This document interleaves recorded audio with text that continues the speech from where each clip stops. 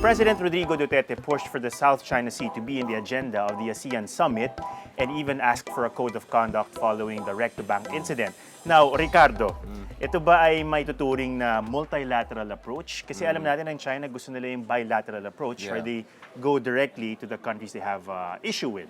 So what do you think about this move by President Duterte? I mean, usual lang dapat strategy dito, Atom, is bi-multilateralist. Iko-combine mo yan, no? So yun ang ginagawa ng mga countries katulad ng Vietnam. So on a bilateral level, they deal with China, sinasabi sa China, we have to properly manage our disputes, make sure it doesn't get out of control. But at the same time, meron din silang multilateral track. Hindi yan mutually exclusive, hindi yan dapat either and or. You also use the ASEAN as a multilateral venue to put pressure on China. Kasi on a bilateral level, napaka-asymmetrical your relationship. So you combine the two. Now, the thing is this. Just before dun sa ASEAN Summit, may huge event na nangyari sa Recto Bank. Let's not forget, 22 Filipino fishermen were almost left to die, no? They would have died kung hindi sila niligtas ng mga Vietnamese fishermen. So this is a huge incident, which reminds me, there was a similar incident back in 2014, yung oil rig incident, whereby nagpadala ng oil rig ang China dun sa Vietnamese waters, and then nagbanggaan, a lot of collision happened. Guess what did Vietnam do? Vietnam made that issue a central issue for ASEAN. So my hope was, President Rodrigo Duterte, when he goes there to the ASEAN, and by the way, Atom, no, for the next 2 years, we are the country coordinator for ASEAN and China. Tayo mag-oversee ng all transactions, negotiations, agreements between China and the ASEAN. We could have leveraged this position to say that, yes, we need a code of conduct, yes, we need to care about the South China Sea and West Philippine Sea dispute, but we also have to focus on Chinese militia. Because most likely, Atom, no, yung bumangga sa ating mga mangingista was the Chinese militia force. And the Chinese militia force, even yung mga fishermen nila, sometimes they're actually militia. Ito mga yan, they get GPS equipment from the Chinese PLA Navy and authorities. They get fuel subsidy, napakamahal po, to go all the way into Philippine waters. That's 800 nautical miles from Hainan.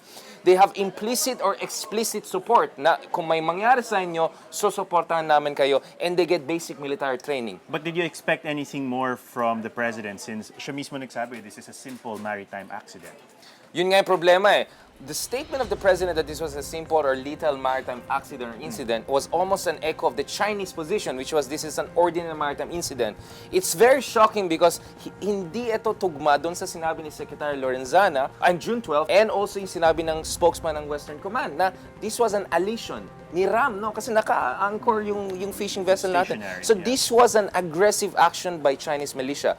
And then in Chinese government, instead of being apologetic or say we'll look into this, immediately ang ginawa nila, in-accuse pa tayo na Filipino vessels daw, 7 to 8 it was besieged daw by Filipino vessels, but satellite imagery shows that was fake news. So ito, booking ang China, they're unapologetic. Your Philippine president is more echoing the Chinese line than the Philippine government. It's a horrible situation. There's always an opportunity to correct your mistakes. So sana dito sa ASEAN, Philippine president pushed for management of Chinese militia issue as part of the negotiation of Code of Conduct. But he did thank the Vietnamese for their assistance. Sana in the coming days we'll have not only credible investigation that is acceptable to both sides, sana hindi ma-whitewash, hindi cover-up ang mangyayari dito. At pangalawa, we need to sign agreements from China na mag-guarantee ng China that their militia forces will behave themselves. Otherwise, those unruly people, those unprofessional folks can actually trigger conflict or something worse. So as just Al Pacino said in Godfather, just when I thought I'm getting out, they pulled me back in.